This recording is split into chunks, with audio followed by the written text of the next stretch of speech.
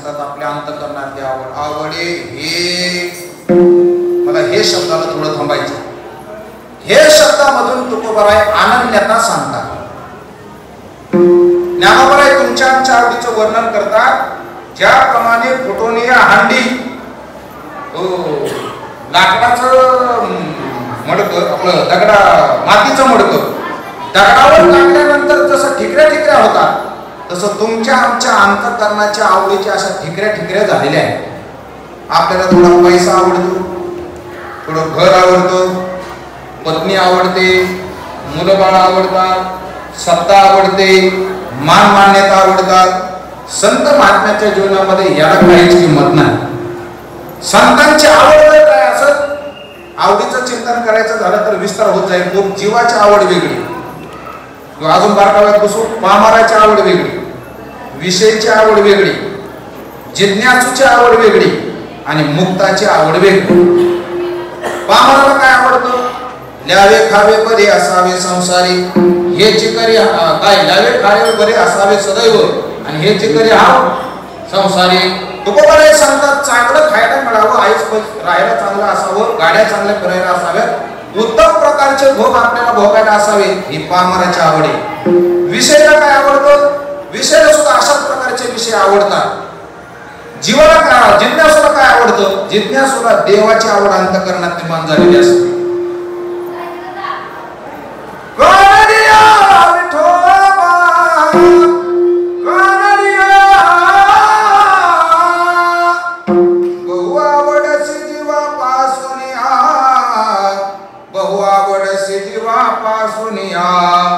भगवान परमात्मेशिवाय यांना काही आवडत नसतं, मुक्ताला आवड नसते. तरी सुद्धा मुक्ताच्या जीवनात आपल्याला आवड दिसते. माझे जीवेची आवडे पंढरपुरा नेनगुडे. मी त्याचा विस्तार करणार नाही. मुक्ताला का आवड असते रुग्रुप म्हणून तर एक दोन कारण सांगतो. पहिली गोष्ट, मुक्ताला आवड नसते. ज्ञानामृतेन तृप्तस्य कृतकृत्यस्य योगिनः नैवास्ति किंचित कर्तव्य वास्ति चेत नसतत्ववित्. तरी सुद्धा आपल्याला संत महात्म्यांच्या जीवनात आवड दिसते का? इकडे बघा, आता 2-3 उदाहरणं असे दिली ज्ञानोबारायांनी आणि नाथ महाराजांनी. कुंभार मडकं बनवतो चाकावर. कुंभाराने चाकावर मडकं तयार झाल्यानंतर चाक फिरत असताना तयार झालेलं मडकं आज्यात उचलून बाजूला घेतो. मडकं उचलल्याबरोबर चाकाचं फिरणं थांबतं का चाक फिरतच राहतं? झोपले का काय? फिरत राहतं. ओके. झाडाची फांदी तोडली. झाडाची फांदी तोडल्यानंतर खाली पडल्या वाळते का काही दिवस गेल्यानंतर वाळते? काही वेळ गेल्यानंतर वाळते. ओके. एखाद्या माणसाने गोपन माहिती ना, बंदूक घेऊ, बंदूकदार सगळ्यांच्या परिचयाचे झाले. इकडे बंदूक सांग. एखाद्याने बंदुकीतून गोळी मारली सहज एखाद्या पक्षाला मारण्याकरता, आणि बंदुकीतून गोळी सुटल्यानंतर बरोबर एक माणूस असा पुढे आला नेमका त्या निशाण्यावर. आता सुटलेली गोळी मागं घेता येईल का? एवढी उदाहरणं कळले की उत्तम आत्मा या जगामध्ये कर्म का करतो हे कळेल. मडकं फिरायचं थांबत नाही, फांदी तुटल्यानंतर लगेच वाढत नाही, आणि समोर एखादी व्यक्ती आली तर बंदुकीतून सुटलेली गोळी जशी माणसाला आवरता येत नाही, तद्वत महात्मे या जगामध्ये का भक्ती करतात? कारण ज्ञान होण्याच्या अगोदर त्यांच्या शरीराला ती सवय लागलेली असते, आणि ज्ञान झाल्याच्या नंतर आता ते त्यांचं प्रारब्ध, जोपर्यंत देहाचं प्रारब्ध शिल्लक आहे तोपर्यंत मागं जसं आचरण होतं तसंच ते पुढे वागत असतात. नाहीतर ज्ञान झाल्यानंतर जर माणूस मेला असता तर तो महारोग झाला असता. ज्ञान झाल्यानंतर जर वागण्यामध्ये बदल झाला असता तर पंचदशिकार असं वर्णन करतात, कुत्र्यासारखं डोकऱ्यासारखं तुमचं जीवन होईल, तुम्हाला कोणी किंमत देणार नाही. म्हणून महात्मा जो आहे, ज्ञानोबाराय महात्म्या करता नेम घालून देतात. ते के प्राप्तार्थ झाले, जे निष्कामता पावले, तया कर्तव्य असे पुरले, लोका लागे मार्गी अंधा सरिसा, पुढे देखना हे चाले तैसा, अज्ञाना प्रगटावा धर्म तैसा, आचरोने. मागचा समाज सन्मार्गाला लागण्याकरता महात्म्याच्या अंतःकरणात आवड नसतानाही महात्मा अंतःकरणात आवड ठेवतो. एक किंवा भक्तीचं सुख उपभोगण्याकरता महात्मा एखादी आवड मुद्दाम अंतःकरणात ठेवतो. उदाहरण रामकृष्ण परमहंसांचं. रामकृष्ण परमहंस प्रवचन करायला बसायचे. अर्ध प्रवचन झाले की रस्त्यावर जायचे, गाड्यावर जाऊन मस्त वडापाव असं काहीतरी खाऊन यायचे. श्रद्धाळू लोक होते ते काय म्हणत नव्हते, पण काही जाणकार सुशिक्षित आंग्ल विद्या विभूषित विवेकानंदासारखे काही तरुण बसलेले. विवेकानंद त्यांना एक दिवशी विचारतात, का म्हणले गुरुजी तुम्ही प्रवचन सांगता असं वाटतं की तुमचं प्रवचन बंदच होऊ नये, पण हे मध्ये तुम्ही जाऊन खाऊन येता हे जरा चुकीचं वाटतं. रामकृष्ण परमहंसांनी सांगितलं मी ज्या दिवशी खायला उठणार नाही त्या दिवसापासून चौथ्या दिवसापर्यंत माझी इहलोकाची यात्रा संपलेली असेल. आणि एक दिवस असा आला रामकृष्ण परमहंस मध्ये खायला उठलेच नाही आणि बरोबर तिथून पुढे चौथ्या दिवशी त्यांनी इहलोकाची यात्रा संपवली. कशा करता उदाहरण सांगितलं, बद्धी सुखाचं सुख उपभोगण्याकरता काय काय महात्मे अंतःकरणामध्ये इच्छा नसतानाही इच्छा दाबून ठेवत असतात. म्हणून संत महात्मे जगाला सन्मार्गाला लावण्याकरता इच्छा ठेवतात. एक भक्ती सुखाचा उपभोग घेण्याकरता भागवताचा श्लोक सांगायचा झाला, आत्मारामशमुनय निर्ग्रंथाप्य रूपरमे गुरुवंते आहेतुकम भक्ती नित्यम भूत गुणो हरिहि. भगवान परमात्म्याचे गुणच असे आहेत ते ज्ञानी जरी झाला तरी त्याला आपल्याकडे आकर्षित करत असतात.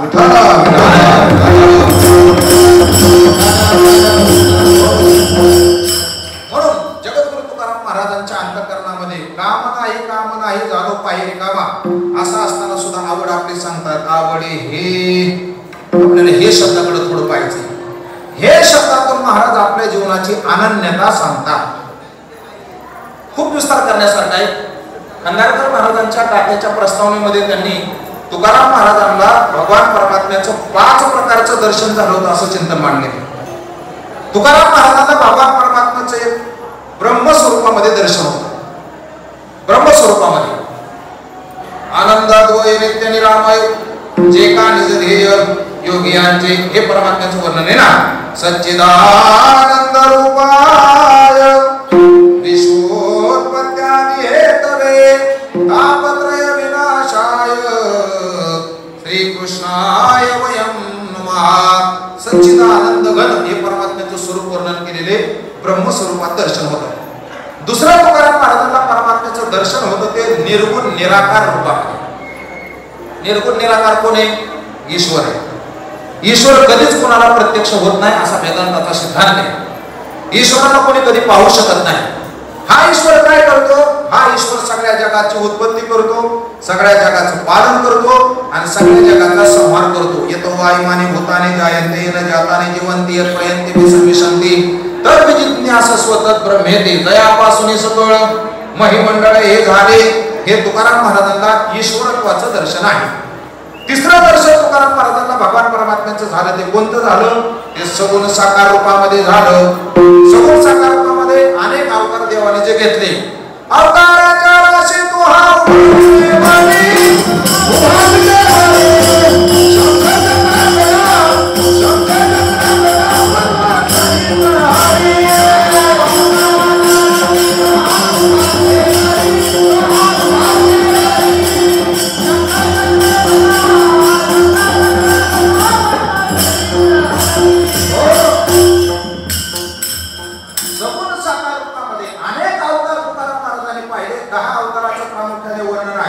तसे 24 अवताराचं वर्णन आहे. आणि मग अजून असे प्रमाणे अनंत अवतार घेसे भक्ता कारणे भगवंताचे अनंत अवतार आहे. भागवताने 24 अवतार सांगितले आणि 10 अवतार जरा जास्तच मान्य असलेले आहेत. म्हणून तुकाराम महाराजांना देवाचं तिसरं दर्शन आहे ते अवताराच्या रूपातलं दर्शन आहे. चौथं तुकाराम महाराजांना दर्शन आहे ते आर्च मूर्तीच्या स्वरूपातलं दर्शन आहे. भगवान पंढरीश परमात्म्याची जी आर्च मूर्ती आहे, मग व्हिडिओ उभा असलेली असेल किंवा आपल्या घरामध्ये असेल, केला मातीचा पशुपती परी मातीशी काय महती शिवपूजा शिवासी पावे माती माती माझी सामावे. अनेक प्रकारचं तुकाराम महाराजांचं दर्शन आहे. तरी तुकाराम महाराजांच्या अभंगामध्ये म्हणतात मला हे रूप आवडतं. हे म्हणजे सगुण साकार असलेलं, पण हे शब्द वापरला. सगुण साकारामध्ये माशाचं रूप नाही आवडत. सगुण साकारामध्ये कच्छ अवताराचं म्हणजे कासवाचं रूप नाही आवडत. सगुण अवतारामध्ये वराह रूप, वराह होतं ना म्हणजे डुकराचं. खेडेगावामध्ये राहणारा माणूस मी एक दिवशी टीव्हीला माहिती सांगत होते वराह पालनाची. आणि खेड्यातल्या बाया सामान्य जे काही जास्त शाळा शिकलेल्या नाही, एक बाय काय म्हणली माहिती का, खरं हे वराह पालन आपल्याकडे केले पाहिजे. आधी मध्ये बाजीला कामाला येईल. वराह माहितीये का तुम्हाला? काय वराह म्हणजे डुक्कर, हे पण रूप देवाचं आवडत नाही. राम रूप आवडतं का? राम रूप सुद्धा आवडत नाही म्हणले का? बाबा असा आवेशातच उभा आवड देव. कृष्ण रूप ते पण आवडत नाही म्हणते का? ते पण काय नीट उभा नाही. देहुळाच्या राणी वाजवे तो वेणू, देहुळाच्या राणी समोर आहे तसाच उभा आहे बघा. वाजवे तो वेणू गोपिकार म्हणू, गोपिकार म्हणू, स्वामी माझा देखीला देवाय यमुनेच्या तेरी. हा तिडक्या पायावर उभा आहे, हा नाही आवडत. किंवा हे म्हणण्याच्या पाठीमागं मी मगाशी म्हणलो की तीर्थवळीचं प्रकरण सांगणार आहे, थोडं ऐका. ज्ञानेश्वर महाराज आणि नामदेव महाराज गेले निघाले तीर्थयात्रेला. नामयाचे भेटे ज्ञानदेव आले, लोटांगण घातले नामदेवे, देवनी आलिंगन प्रीतीच्या पडी घरे पूजिले आदरे यथाविधे. नामदेव महाराज ज्ञानेश्वरांना म्हणले का इकडे कसं काय आले? ज्ञानेश्वराय म्हणले तुमच्याच भेटीला आलो. तुझे संगतीचे नित्य सुख घ्यावे आणि सार्थक करावे संसाराचे, तुमच्या संगतीमध्ये तीर्थयात्रा करावी असा विचार. चला, नामदेव महाराजांना प्रश्न पडला, आपल्याला जायची इच्छा नाही पण डायरेक्ट नाही तरी कसं म्हणावं? काय काय लोकांना डायरेक्ट बोलायची सवय असते आणि काय काय इनडायरेक्ट बोलतात. कधी कधी डायरेक्ट बोलणं लय धोक्यात आणणार असतं. श्रीमद भगवद्गीतेमध्ये चला, पहिल्याच श्लोकामध्ये धृतराष्ट्राने संजयाला असं विचारलेले, धर्मक्षेत्रे कुरुक्षेत्रे समवेतायुत्सवः मामका पांडवाश्चैव किम कुर्वत संजय. पांडूचे आणि माझे पुत्र, बघा कसा द्वेष आहे, भेद आहे अंतःकरणामध्ये. तिथं शब्दशः अर्थ काय करते झाले, परंतु गर्भित अर्थ असा आहे विजय कोणाचा होईल असं विचारायचे धृतराष्ट्राला. संजय म्हणला ह्या म्हाताऱ्याला जर डायरेक्ट सांगितलं पांडवाचा विजय होईल तर ह्या म्हाताऱ्याच्या अंगात 10,000 हत्तीचं बळ आहे. दिवाळीचा लाडू जसा आपण हातात घेऊन खातो तसंच हे आपल्याला मारून टाकेल. म्हणून संजयाने डायरेक्ट नाही सांगितलं, संजयाने याला घालून सांगितलं, यत्र योगेश्वर कृष्ण यत्र पार्थो धनुर्धरः. नाही तर आमचे गुरुवरी चैतन्य महाराज देगलूरकर एक उदाहरण सांगत असतात. एक शेतकरी दिवसभर काम करून घरी आला आणि कुटुंब टीव्हीला काहीतरी सिरियल बघत स्वयंपाक करत होते. एवढी सिरियल बघण्यामध्ये रंगली होती बाई, तिने भाजीत मीठ टाकलं नाही, वरणात मीठ टाकलं नाही, भातात मीठ टाकलं नाही, काहीच नाही आणि बसला जेवायला. एवढं जेवण सपक लागलं, दिवसभर शेतात काम केलेलं, असा रागवला तुला कळतच नाही, मूर्ख आहे. 25 वर्ष झाले आपल्या लग्नाला तरी स्वयंपाक करता येत नाही. मग शेवटी मूळ मुद्दे होतो, तुझ्या आईने तुला असंच शिकवलं वाटतं.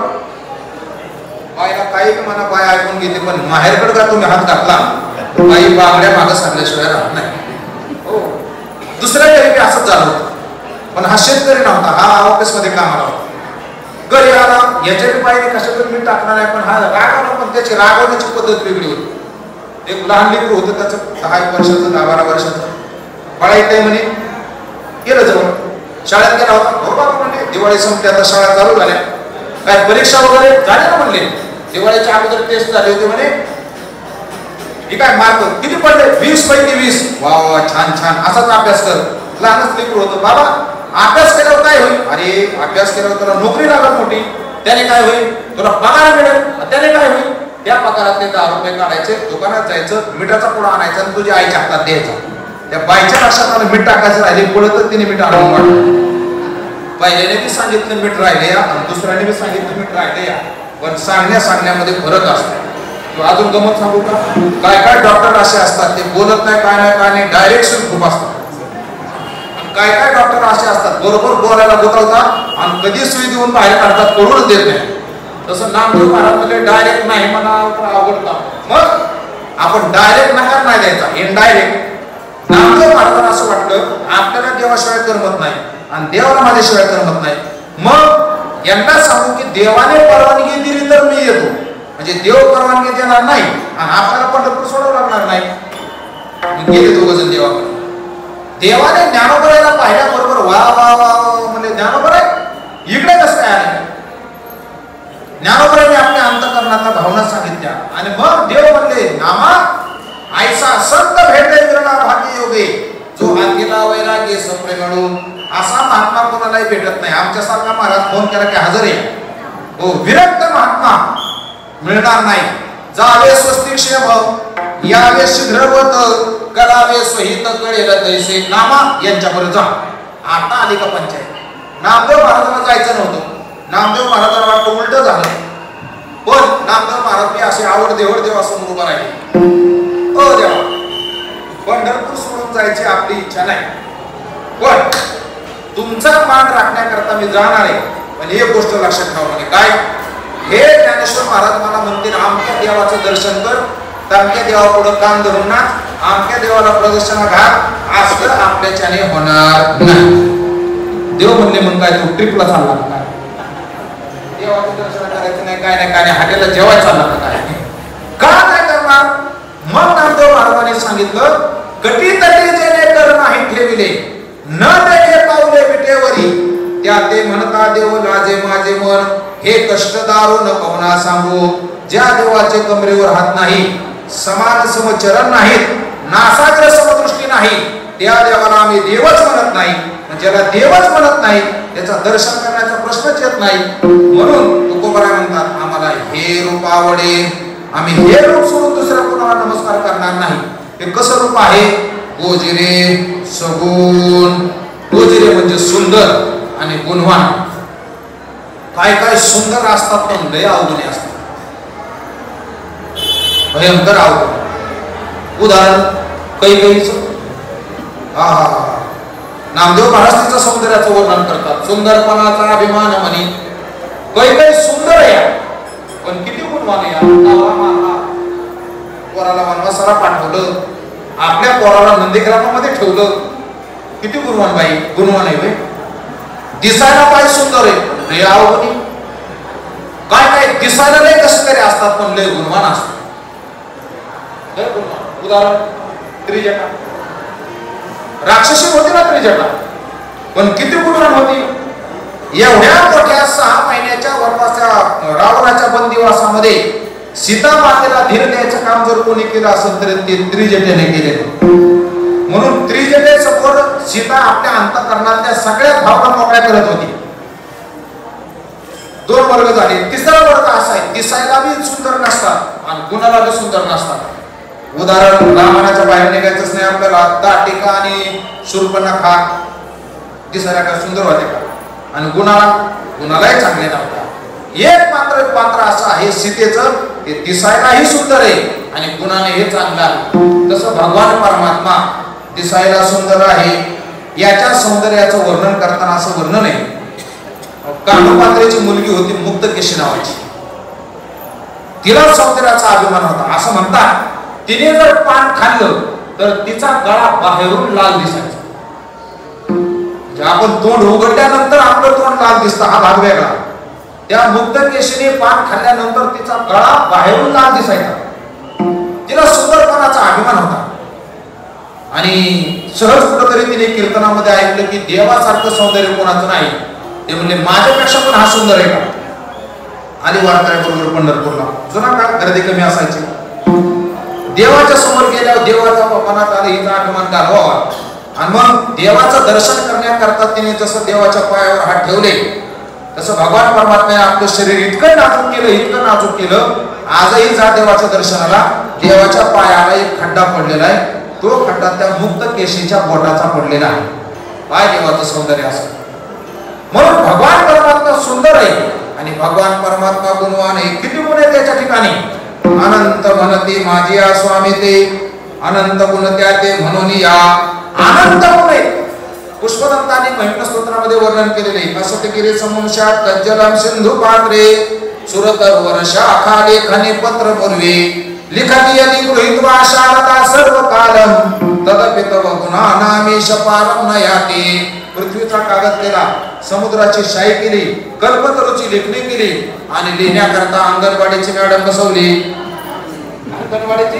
अंगणवाडीची नाही, विद्येची असलेली देवता सरस्वती लिहिण्याकरता बसली. मग देवाचे गुण लिहून झाले का. देवाचे गुण लिहून झाले नाही. हरि अनंत हरि कथा अनंत. भगवान परमात्म्याचं जसं अनंत स्वरूप आहे तसं भगवान परमात्म्याचं परमात्म्याच्या कथा अनंत आहे, भगवान परमात्म्याचे गुण अनंत आहे, पण त्याच्यातले ज्ञानोबरायांनी आपल्याला 6 गुण मुख्यत्वाने सांगितले. ऐका यशस्वी अवधार्य ज्ञान वैराग्य ऐश्वर्य हे 6ही गुणवर्य वसते जेत म्हणून येतो भगवंतो. अजून थोडी अडचण आहे. काय अडचण आहे? तुम्ही दर्शन केले का? आता नसते केले तरी पहिले केले असते. मला तर हे काळ भागात दिसते बा. उभा असते तुम्ही केलं का दर्शन? म्हणजे आपण दोघं जर काळ आहे ह्याच्यात काहीच नव्हतं, आपल्यापेक्षा पुढे काळ असं मी म्हणत नाही. ज्ञानोबरायांचं प्रमाण आहे ठाई काळा. मग तुमच्याकडे काळ्याला सुंदर म्हणतात का? तुम्हाला काय वाटतं का नाही? चला भागवतात घेऊन जातो तुम्हाला, लय गोड भागवतात. ते लग्न केल्यावर पती पत्नीने जास्त सिरियस राहायचं नसतं, हसत खेळत कसं राहायचं याच्याकरता भागवतात एक कथा आली. देवाचे 16,108 लग्न झाले. प्रत्येक राणीला 10 मुलं आणि एक मुलगी झालेली. आणि एक दिवस संध्याकाळची वेळ आहे, ही 9:15 9:30ची वेळ. देवाचं जेवण झालं होतं, देव आपल्या बेडरूम मध्ये पडले होते. व्हॉट्सअपला मेसेज टाकत रुक्मिणीने आपली घरातली कामं सगळी आटपली आणि देवाच्या शेजारी येऊन झोपली पलंगावर. आणि देवाला काय घर आली, देव रुक्मिणीला असं म्हणतात, रुक्मिणी म्हणजे काय तुझं चुकलंय असं तुला वाटत नाही का? ते म्हणजे काय पंढरपूरला वारीला आले हे चुकलं का माझं? नाही तसं नाही. मग तुझ्या स्वयंवरामध्ये अनेक देशाचे अनेक राजपुत्र आले होते, तू माझ्यात असं काय बघितलं की तू माझ्या बरोबर लग्न केलं? रुक्मिणी म्हणजे तुम्हाला नेमकं काय म्हणायचं? भगवान म्हणजे पहिली तर गोष्ट आहे बघ, मी रंगाने चांगला. माझं वर्णन असं केले आईचा चिकाळा, कुठं कुठं त्याला सावळा वाटले, एकी रानंदाचा, कुठं कुठं त्याला निळा वाटले. पंढरपुरीचा लावण्याचा पुतळा गातापालन केली. माझा आवाज जरा बसलाय ऐका. म्हणजे माझ्या रंगाचा तपास आणि रंग सारखा बदलणाऱ्या माणसाला किंमत असते का जगामध्ये? म्हणजे बाबाजवळ आम्ही बोलायचो, या महाराजाकडे गेलो दुसरंच बोलायचं, माझ्याकडे आलं तिसरंच बोलायचं, तुमच्याकडे आलं चौथं. अशा माणसाला तुम्ही काय किंमत देता? लोक म्हणते हा रंग बदलणारा सारडा आहे सारडा. देव म्हणले मी रंगाने का? असं काय बघितलं माझ्यामध्ये? बरं, दुसरी गोष्ट अशी, एखादा रंगाने काळा असला गुणाने चांगला असला तर माणसं स्वीकारतात. रंगाकडे काय करायचे? चांगला गातो ना, आणा सत्याला. चांगलं कीर्तन करतो ना, लावा कीर्तन कराय. चांगलं म्हणतो ना, असू द्या, काय रागाला इकडे तिकडे, घराला चांगली ना, ठीक आहे. देव म्हणजे माझ्या गुणाचा जर विचार केला तर मी इतका अवगुणी आहे. म्हणजे काय काय चोर घरात प्रसिद्ध असतात. घरात कपाटावर ठेवलेले पैसे जर चोरीला गेले म्हणजे कुणी उचलले तर घरातल्या माणसाला माहित असतं कुणाला सवय घरात उचलायची. हे घर प्रसिद्ध चोर, काय गल्ली प्रसिद्ध चोर असतात. मुंबईकर तुम्हाला माहिती आहे की नळाचं पाणी आता मोठ्या इमारतीत राहणारे सोडून द्या, झोपडपट्टीत राहणारे ते कॅनेलचं नळ त्यांच्या झोपडपट्टीतच असतं. कधी कधी आम्हाला तिथे जायचं होतं कीर्तनाला, रात्रीचे भांडी बांधलेले ठेवलेले रात्री जाते चोरीला. त्या गल्लीत माहित असतात की कोणाला चोरीची सवय. काय गाव प्रसिद्ध चोर असतात, काय चोर असे असतात ते तालुका प्रसिद्ध असतात, काय राज्य प्रसिद्ध असतात. आता हे पुढचे चोर आहेत सगळे म्हणून. देव म्हणजे हे किती मोठे असले तरी आपल्यासारखी कीर्ती कुणाचीच नाही. ऐसा पुराण प्रसिद्ध. माझ्या चोरीचा डांगोरा सगळ्या पुराणात आहे. म्हणजे दिसायला चांगला नाही, गुणाने चांगला नाही. बरं, या दोन्ही गोष्टी चांगल्या नसून द्या. पैसा जर एखाद्याकडे असेल तर माणसं या दोन्ही गोष्टीकडे कानाडोळा करतात. एका पोराचं लग्न जमवलं एका वडिलांनी, पोरगी दाखवलं नाही, फोटो दाखवला नाही, काय नाही, डायरेक्ट लग्न जमवूनच आलं. पोराला विचारलं, सांगितलं तुझं लग्न जमवलं. तो म्हणला बाबा असं कुठं असतं का, मला मुलगी दाखवली नाही, काय नाही, दाखव फोटो बिटू. बापाने फोटो दाखवला, पोरगी जरा काळी सावली. तो म्हणला आपण लग्न करत नसतो. अशा काळ्या सावल्या बापाने कानाखाली लावली. मूर्खा, अशा नोकरीच्या दुष्काळाच्या काळात तिला 5 लाख रुपये महिन्याला पगार आहे. मग चालते, मग काय अडचण नाही. भगवान परमात्मा रुक्मिणीला म्हणतात, हे बघ माझा रंग चांगला नाही, माझे गुण चांगले नाहीत आणि माझ्याकडे संपत्ती काय नाही, सगळं मायेचं गबाळ आहे. रुक्मिणी म्हणजे तुम्हाला नेमकं काय काय म्हणायचे सांगा, अर्धा तास शिल्लक राहिला फक्त, अजून 2-3 चरण नाही पुढं. भगवान म्हणले अजून मी तुला वाटत असेल, अजून म्हणजे 10 पोरगण 1 पोरगी झाल्यावर चाललंय हे लक्षात ठेवा. अजूनही तुला वाटत असेल शिशुपाला बरं लग्न करावं, तर मी तुला फॉर्च्युनर मध्ये सोडून येतो. काय वाटलं असं तुम्ही विचार करा. भागवतात ती गोष्ट सांगतोय कथा, मी तुम्हाला मनाचे सांगत नाही. अक्षरशः रुक्मिणी बेशुद्ध पडली आणि मग देवाची धावपळ चालू झाली. चप्पल आणा नाकाला लावा, कांदा आणा नाकाला लावा. तुमच्याकडे असतं का नाही? आमच्या खेडेगावात हे प्रयोग असतात सगळे. हो, कशी तरी रुक्मिणी सावध झाली आणि आता रुक्मिणीने दिलेली उत्तर मला सुंदर शब्दाकरता, गोजिरे शब्दाकरता महत्वाची. आवडे हे रूप गोजिरे, गोजिरे म्हणजे सुंदर. देव का सुंदर आहे याच्याकरता माझा हा विस्तार चाललाय. रुक्मिणीने आता दिलेले उत्तर आहे का? रुक्मिणी म्हणले देवा तुम्ही काळे. काळ शब्दाचा अर्थ शुद्ध असावा. ऐका, तुम्हाला स्केच पेन माहित असते, रंग पेन. गावाकडे गेल्यावर प्रयोग करा. काळा पेन काढायचा आणि बाजूला ठेवायचा, तो नाही वापरायचा, पार्श्वटी घ्यायचा त्याला. तुम्ही बाकीचे दोन कोणतेही कलर घ्या, एका वेगळ्या रेषा मारा, तिसरा कलर तयार होतो. काळ्या पेनने जर रेष मारली तर त्याच्यात तुम्ही कोणत्याही पेनने रेष मारा, काळा कलर बदलत नाही. तसं या जगामध्ये कोणतेही बदल झाले तरी या बाबामध्ये कुठलाच बदल होत नाही. म्हणून न व्यापित्वात देशत्वान तो नित्यत्वान नापे कालत हा न सर्वतो काय न वस्तुतोपी सर्वात्म्यात अनंतम ब्रह्मणी त्रिदा. देश काळ वस्तू भेद याचा कुठलाच परिणाम त्याच्यावर होत नाही. तो शुद्ध आहे एक, आणि त्याची भक्ती करणाऱ्याला तो शुद्ध करतो. आता आहे का अखंडानंदाने चिंतन केले आहे का? तुमच्या आमच्या अंतःकरणामध्ये काम, क्रोध, लोभ नावाचे 3 मुख्य विकार आहेत. कामाचा रंग काळा आहे, लोभाचा रंग पिवळा आहे आणि क्रोधाचा रंग लाल आहे. म्हणून राग आल्यावर माणसाचे डोळे कसे होतात? लाल होतात का? क्रोधाचा रंग लाल आहे. माणसाला साहजिकच सोन्याची ओढ असते, सोनं पिवळं असतं म्हणून लोभाचा रंग पिवळा आहे. आणि ज्याच्या अंतःकरणामध्ये कामाने प्रवेश केला त्याच्या जीवनाचं काळ झाल्याशिवाय, वाटोळ झाल्याशिवाय राहत नाही.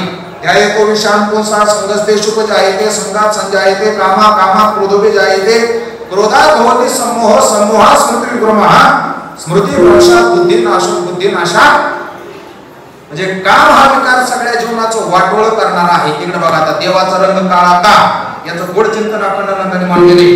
तुम्ही आम्ही आपले विकार घेऊन देवाच्या वारीला येतो. देवाच्या वारीला आल्यानंतर देव तुमच्या आमच्या अंतःकरणातले विकार काढून स्वतःकडे घेतो. तुमच्या आमच्या अंतःकरणातल्या कामाचा रंग काळा असल्यामुळं आणि देव आपल्या अंतःकरणातले विकार स्वतःकडे वळून घेत असल्यामुळं त्याचा रंग काळा आहे. काळा झाला कधी? तुम्हा आम्हाला शुद्ध केलं म्हणून तो काळा झाला. आणि म्हणून तुकाराम महाराज म्हणतात तुम्ही खरे सुंदर आहात. आवडे हे रूप गोजरे का? आम्हाला तुम्ही शुद्ध करता म्हणून तुम्ही शुद्ध आहात. दुसरं, देव म्हणले होते मी अवगुणी आहे, चूक आहे ना. रुक्मिणी म्हणली देवा खरे. अजून काळ्याच्या संबंधाने एक भागवतामध्ये म्हटलं जातं बघा. त्या गवळीने देवाला म्हणायला लागल्या देवा जरा इतना बता दे काना तेरा रंग काला क्यों, तू काला हो कर भी जग से निराला क्यों. गवळीने म्हणतात का रे तुझी आई गोरी बाप गोरा तू कस काय काळा? कारण काय दिले देवाने? ऐका, भगवान म्हणले मैंने काली रात को जन्म लिया.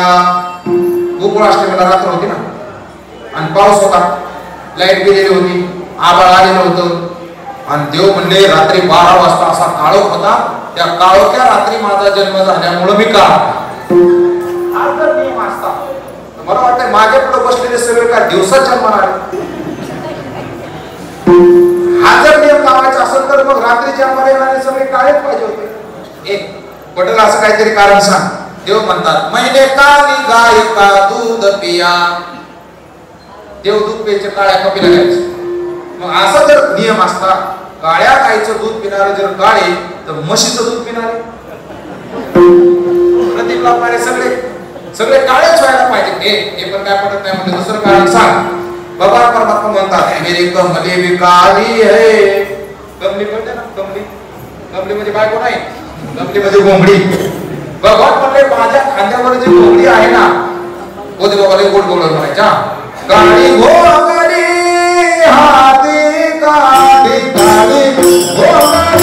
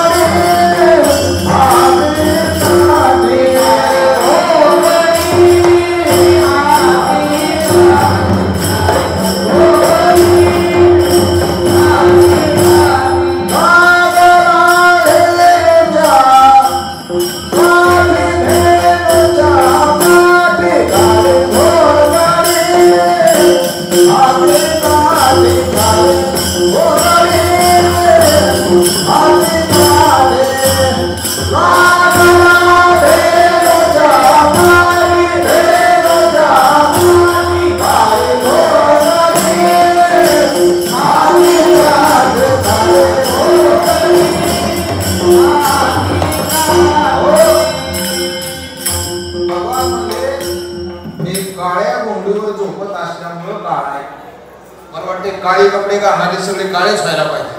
बरेच कारण दिलेत, मला सगळे मीमांसा करत बसायचं नाही, वेळ जाईल आपल्या त्याच्यामध्ये. देव म्हणतात मी काळा आहे. रुक्मिणी म्हणली तुम्ही काळे नाही, तुम्ही सगळ्याला शुद्ध करता म्हणून तुम्ही सुंदर आहात. एक देव म्हणले मी चोर आहे. रुक्मिणी म्हणली बरोबर आहे देवा, तुम्हीच खरे चोर आहे. का? कांड्याच्या अभंगामध्ये एक प्रमाण आहे, पाती गवळणी नव्हती पालती म्हणते रंगाची पोरे आजी चोरी केली खरे. हे खरं विशेषण आहे ना, चोराकडे पण लावायचं आणि चोरीकडे पण लावायचं. जगामधल्या चोऱ्या करणारे चोर बी खोटे असतात आणि ज्या वस्तूच्या चोऱ्या केल्या जातात त्या वस्तू पण संसारात म्हणजे खोट्याच आहे. इकडे चोरी करणारा खरा आहे, तुका म्हणे तूच खरा, ते एकटाच खरा आहे. आणि जी चोरी केली जाते ती चोरी खरी आहे. कशाची चोरी होते? चित्त चोरी रे नंदाचा नंद रे, तुका म्हणे रे गरुड ध्वजे. एक गवळण पाण्याला गेली, यमुनेवर देवाला पाहिलं. देवाला जसं पाहिलं तसं पागल झालं, तिथंच उभा राहिलं. मुखडोळा आहे तैसीच ते उभी आहे. दुसरी गवळण म्हणले हे बाई चल, तुझ्या नंदाला घरी पाहुणे येणार आहे, काय करते, चल लवकर घरी. देवाला पाहिल्या पुढं देवाचं ध्यान करत करत घरी गेली.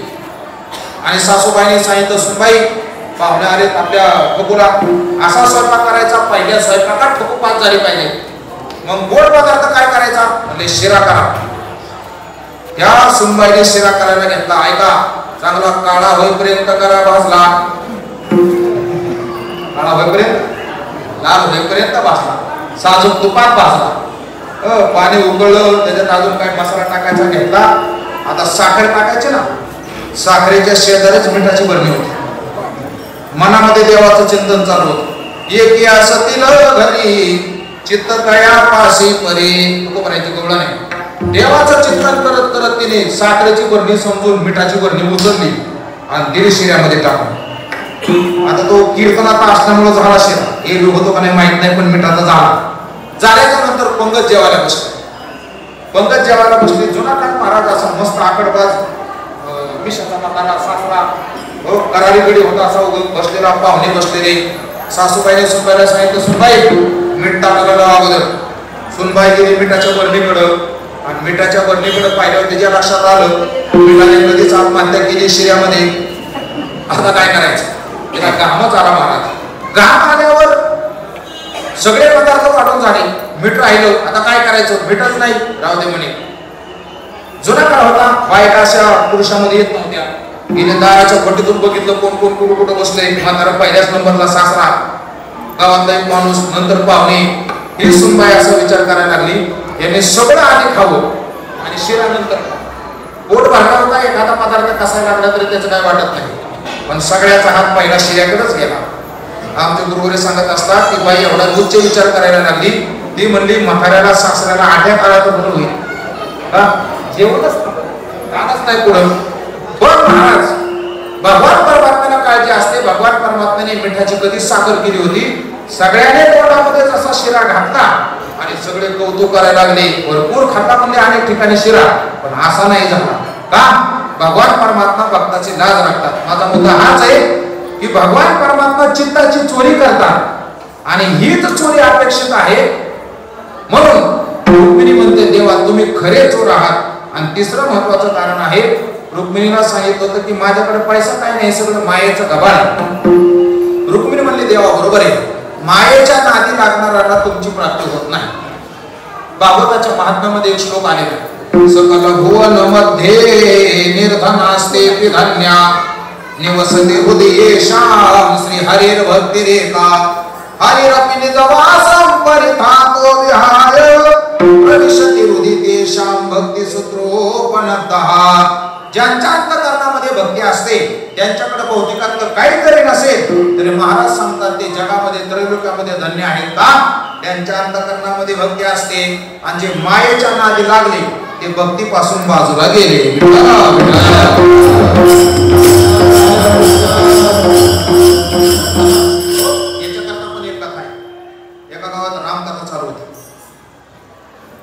तिसरा दिवस असं इतकी गर्दी होती, सगळं गाव रामायण ऐकायला यायचे.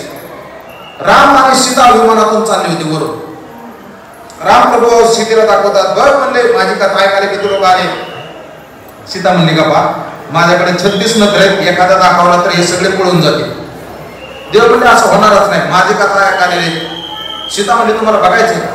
चौथ्या दिवशी इकडे रामकथा चालू करणारे काय करायचे, हनुमान चालीसा आधी म्हणायचे. हनुमान चालीसा चालू झाली की गावातली सगळी लोक कड्या कुरप लावून लगेच मंदिरात त्या मंडपात येऊन बसायचे. त्या दिवशी हनुमान चालीसा चालू झाली, सगळी कड्या कुरप लावायला लागली. सीता मातेने एका म्हाताऱ्या बाईचं रूप धारण केलं. काठी टेकत टेकत टेकत एका दारात गेली. एक बाई कुलूपच लावत होती. हो म्हणले ताई मला खूप तहान लागली, पाणी द्या ना. त्या बाईला खरं तर राग आला. एवढी गोड कथा सोडून इथं म्हाताऱ्याची सेवा पण अतिथी दारात आलाय, विनमुख जाऊ द्यायचा नाही. पण बाई आत गेली, तिने पाण्याचा तांब्या भरून आणला, त्या म्हातारीच्या हातात टेकवला. ऐका मंडळी, म्हातारी पाणी पिली आणि महागाने तांबे दिल्यानंतर तांब्या सोन्याचा झाला होता. स्टीलचा दिला होता आणि महागाने सोन्याचा झाला होता. सोनं कसं किलोला मागे 1.25 लाखापर्यंत तोळा याचा म्हणा तांब्या सोन्याचा झाला. मग ती बाई अगोदर शिवे द्यायला लागली होती. ती म्हणली आजी असं रोज येत जा. दुसऱ्या दिवशी कथा चालू झाली. ती बाई मुद्दाम वाट बघायला आली. सीता म्हातारी चुरून घेऊन. आता बाईने तांबे नाही दिला, आता हांडाच दिला. का फुकट सोनं होतं म्हटल्यावर हांडा दिला तर हांडा सोन्याचा झाला. आता या बाईने एकदम पासाव करायला लगेच मोबाईल काढला. इन्स्टा, व्हॉट्सअप, फेसबुक सगळीकडं. आणि 5-6व्या दिवशी कथा चालू झाल्यावर सगळ्या बाया हिच्या घरी मांडी घेऊन कथा गेली. आणि मग रामप्रभूला सीता माता म्हणते बघा तुमचे भक्त कुठं पळायला लागले. मायेच्या नादी लागणारा देवाची सेवा घडत नाही. म्हणून रुक्मिणी देवाला म्हणते देवा हे मायेचं कामाला मायेकडेच राहू द्या, आम्हाला फक्त तुमची इच्छा आहे. एक रामायणातले गोड प्रसंग आहे, तेवढं सांगतोच. रावणाला मारलं, रामप्रभूला राज्याभिषेक झाला आणि सगळ्या आपल्या गावाला निघून गेले. 7-8 महिने झाले. हनुमंतराय तिथंच. रामप्रभू सीतेला म्हणले सीते तेवढा हनुमंताला घरी जायला सांग. आता ऐका मी जे वाक्य सांगणार आहे ते नवरा बायको दोघं एकांतात असल्यानंतरच बायको बोलू शकते असं वाक्य आहे. सीता रामाला म्हणली काहीच कारण नसताना कुठलाच दोष नसताना पोराला घराबाहेर काढण्याची पद्धत तुमच्या कुळाची, आमची नाही. म्हणजे सीता हनुमंताला आपला मुलगा समजत होती. माझ्या पोराला मी घराच्या बाहेर जात कसं काय म्हणू शकते. तेव्हा म्हणजे अवघडच झाला. लक्ष्मणाला सांगितलं लक्ष्मणा तू सांग हनुमंताला जायला. लक्ष्मणाला आपण सांगत नसतो का. हनुमंत मला ज्या वेळेस इंद्रजिताने शक्ती मारली त्यावेळेस जर हनुमंतरायाने जाऊन औषध आणली नसती, दवाखान्यात सगळीकडे औषध होणार होता. हनुमंतरायाने जर औषध आणली नसती तर हा लक्ष्मण आज तुम्हाला जिवंत दिसणार असता. ज्याच्यामुळे मला जीवन प्राप्त झाले त्याला घराच्या बाहेर काढायला मी काय भस्मासूर आहे काय. अरे काय भस्मासूर अर्जुन म्हणे मी त्याला बाहेर काढू शकत नाही. देव म्हणजे अवघडच झालं. भरताकडे देव गेले. भरता तू सांग. आपण सांगत नसतो म्हणले का तुम्ही मनातून माघारी निघाला ही बातमी घेऊन जर हनुमंतराय आले नसते तर मी अग्नीमध्ये जळालो असतो. आज मी तुम्हाला जिवंत दिसतो त्याला कारण हनुमंतराय. मी सांगत नसतो जा म्हणून. देव म्हणजे आता बघा झाला. आता शत्रुघ्नाला विचारलं शत्रुघ्ना तू सांग. शत्रुघ्न म्हणला बरं आहे का अख्ख्या रामायणात मला कुठं तोंड उघडू दिलं नाही. रामायणामध्ये शत्रुघ्न कुठं बोललेलं दिसतच नाही. आणि काय कोणाला तोंड उघडायचं घराच्या बाहेर जाऊन आपल्याच्याने होत नाही म्हणले. देव म्हणजे आपल्यालाच काहीतरी करावं लागेल. काय करायचं. भगवान म्हणतात हनुमंता मी तुझ्यावर खूप प्रसन्न आहे. खरं तर लक्ष्मणापेक्षा डबल उपकार तुझे. म्हणून मला असं वाटायला लागलं की एखादं राज्य एखादं पद तुला द्यावं. हनुमंतराय म्हणले देवा तुम्हाला काय व्यवहार कमी का. देव म्हणले काय झालं म्हणजे आता म्हणले लक्ष्मणापेक्षा डबल उपकार आहेत माझ्यावर. आणि डबल उपकार असतील तर एका पदात माझं कसं काय भागत. देवाला वाटलं बरं झालं याला डबल काहीतरी कॅबिनेट देऊन अजून दुसरं काहीतरी देऊ बरं होईल. माग म्हणलं तुला काय पाहिजे. हनुमंतरायाने काहीच नाही केलं. देवाच्या जवळ गेले. देवाच्या दोन्ही पायावर हात ठेवला आणि सांगितलं देवा मला एवढी 2 पदं पास झाली. मला बाकीच्या कुठल्याच पदाची अपेक्षा नाही. कशा करता सांगितलं भक्त जे आहेत ते भक्त मायेमध्ये गुंतत नसतात. रुक्मिणी सांगते मायेमध्ये गुंतलेल्यांना तुमची प्राप्ती होत नाही. म्हणून आवडे हे रूप गोरे सगुण पाहता लोचन सुखावले. या संसारामध्ये आपण कितीही संसार पाहिला तरी आपला अंतःकरण कधी सुख होत नाही.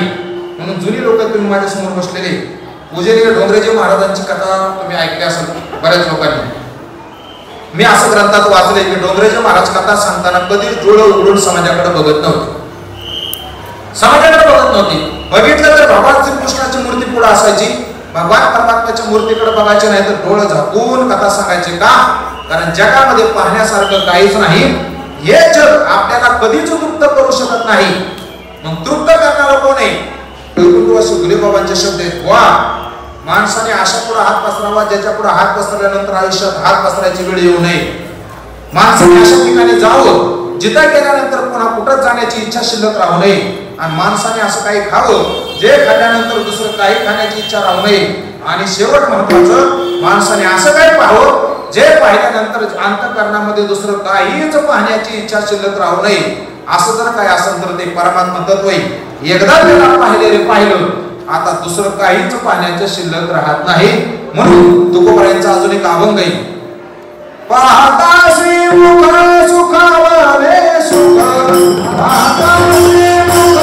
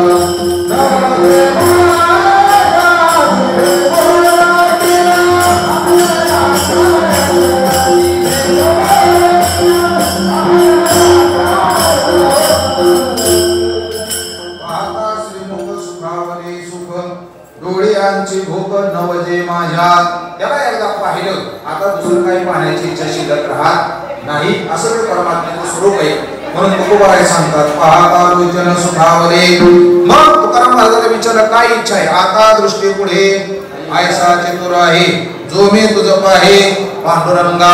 4 युगामध्ये 4 भक्त झाले ज्यांनी देवाला आपल्या समोर उभा केलं. कृतयुगामध्ये बळीराजाने देवाला आपल्या दारात उभा केलेला आहे.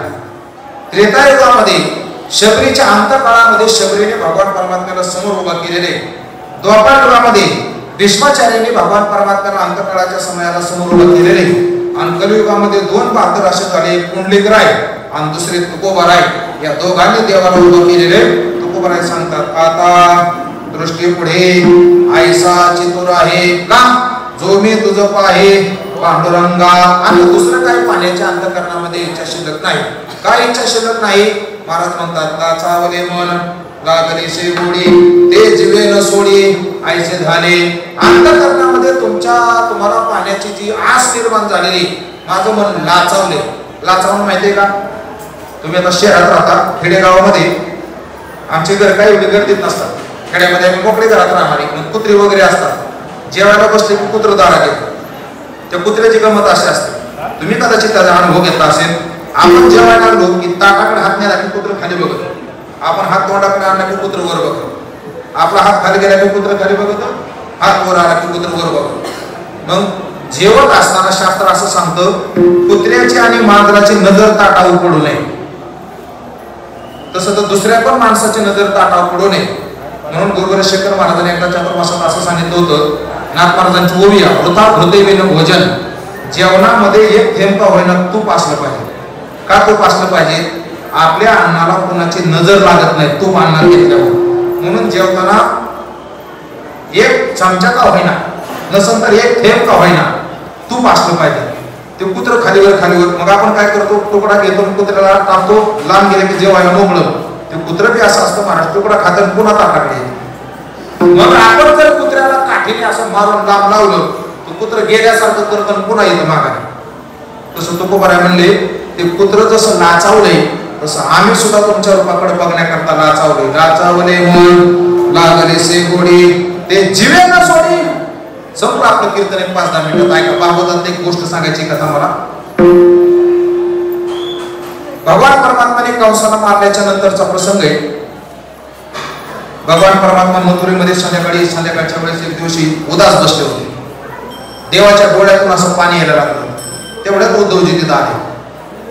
उद्धवाने पाहिलं देव रडत आहेत. देवा काय झालं? 56 कोटी यादव डोळ्याच्या समोर गेले तर पाण्याचा थेंब आला ना डोळ्यात. आता विनाकारण भगवान म्हणले मला गोकुळाची आठवण आली. 11 वर्ष त्या गोकुळामध्ये राहिलो. गोकुळातल्या गोपिकांनी गोपाळांनी नंदबाबा यशोदेने प्रेम केलं. मला त्यांची आठवण येते. उद्धवजी म्हणले जा की मग. किती अंतर आहे? 14-15 किलोमीटरचं अंतर आहे मथुरेचं गोकुळाचं. म्हणले जाऊ शकत नाही का? त्यांचं कर्ज एवढं माझ्यावर सेवेचं, मी वर तोंड करून त्यांच्याकडे बघू शकत नाही. मग उद्धव म्हणले काय विचार काय? काय नाही म्हणले माझ्यावरचा तू जा आणि माझा निरोप सांगून ये. आता उद्धवाला अभिमान होता ज्ञानाचा. भगवान परमात्म्याला तो घालायचा. उद्धवाला अभिमान होता. उद्धव म्हणला त्या काळात मथुरा शहर होतं, गोकुळ गाव होतं, खेडेगाव. आणि खेड्यात शहरामध्ये जुन्या काळामध्ये खूप तफावत होती. अलीकडे मीडियामुळे जवळजवळ राहणीमान सारखं होत आलेले. उद्धव म्हणला मी शहरात राहणारा त्या खेड्यातल्या बाया, माझी भाषा त्यांना कळेल का? भगवान म्हणले जा. महात्म्याने असं वर्णन केले. शुकाचार्य, उद्धवजी, भगवान परमात्मा तिघजण दिसाय सारखे होते. उंचीत थोडाफार फरक होता. भगवान परमात्म्याने आपले कपडे उद्धवाला दिले, आपला रथ दिला, आपला वेणू दिला, सगळं काय दिलं. उद्धवजी निघाले. संध्याकाळी दिवस मावळायच्या टायमाला उद्धवजी गोकुळात पोहोचले. सगळे गोपाळ गवळणी मथुरेकडे तोंड करून देवाची वाट बघतच होते. रथ आलेला दिसाय देवासारखंच होते उद्धवजी. त्याच्यामुळे सगळ्यांना वाटलं बहुतेक कृष्णच आला. सगळ्यांनी रथाला करणार. देव असे टका बघत होते जसे तुम्ही माझ्याकडे बघताय आता. म्हणजे उद्धव असं बघत होता सगळ्याकडे. एक गवळण जरा चापली होती, बहुतेक बचत गटाचे अध्यक्ष होते. ती म्हणजे हे आपला कृष्ण दिसत नाही. बाकीच्या म्हणले कसं काय? आपला जर कृष्ण असता तर याने काहीतरी आलेला चेष्टा केली असती, बोलला असता. हे ज्या अर्थी बोलत नाही त्या अर्थी आपल्याकडे नाही. ती म्हणजे कोण आहे रे? त्याने सांगितलं माय नेम इज उद्धव. मी उद्धव. कोण उद्धव? म्हणले मी कृष्णाचा भाऊ आहे. दुसरी गोष्ट मी बृहस्पतीचा शिष्य आहे. अभिमानी लोक ते सांगतात सगळे. अजून म्हणले मी कृष्णाचा भक्त आहे, कृष्णाचा मित्र आहे. कशाला आलाय? आधार पडायला लागला. उद्धव म्हणला भरपूर वेळ झालाय, मी उद्या तुम्हाला सगळ्यांना भेटणारच आहे. नंदबाबाच्या वाड्याचा रस्ता तेवढा सांग. त्या म्हणल्या हे पाण्याचा पाठ वाहत आलाय ना, पाठापाठाने जा. जिथून पाठ व्हायला सुरुवात झालाय तो नंदबाबाचा वाडा आहे. यांना वाटलं काय कॅनलचं पाणी असेल, बोरचं पाणी असेल, मोटरचं पाणी असेल. उद्धवाला वाटलं. उद्धव गेला. उद्धवाने ते दृश्य पाहिलं. उद्धवजी पंक्चर झाला. 100% पंक्चर झाला. का? ते पाणी मोटरचं नव्हतं, कॅनलचं नव्हतं. सगळी रडत होती. गाया, वासरं, गोपाळ, गवळणी, नंदबाबा, यशोदा. आणि त्यांच्या डोळ्यातून पडलेलं पाणी त्या पाण्याचा पाठ वाहत होता. उद्धवजीला काही बोलण्याची इच्छाच राहिली नाही. रात्रभर नंदबाबा, यशोदा यांनी त्याच्याबरोबर गप्पा मारल्या. कृष्णाचं कसं चाललंय वगैरे सगळं. आणि सकाळ झाल्याच्या नंतर उद्धवाचा नित्यनेम झाला. आणि मग गवळणीला भेटण्याकरता हातामध्ये पत्र घेऊन उद्धवजी जिथं गवळणी होते तिथे गेले. गवळणी विचारला उद्धवा काय आणले? देवाचा निरोप आहे. आता गवळणी खरं तर ज्ञानी होत्या.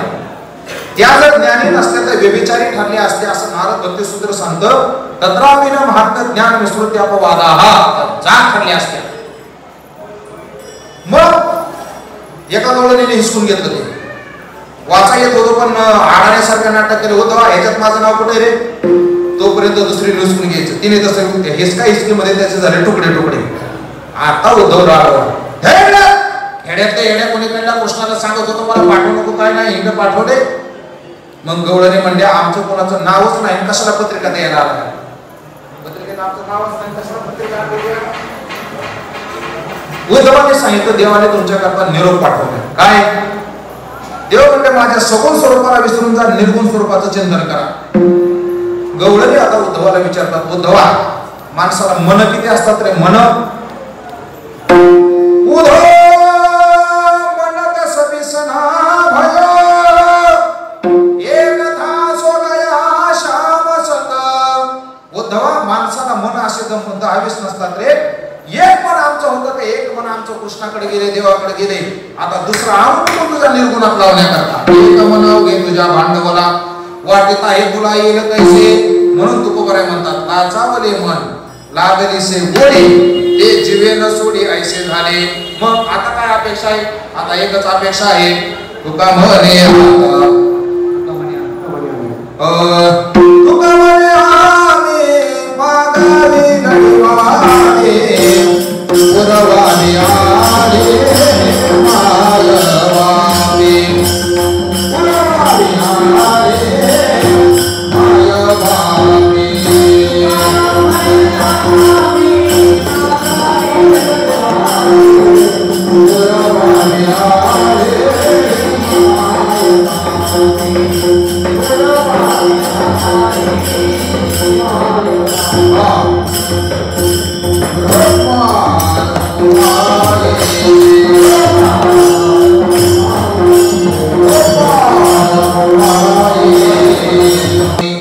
मायवावे पुरवाने आले मायवावे.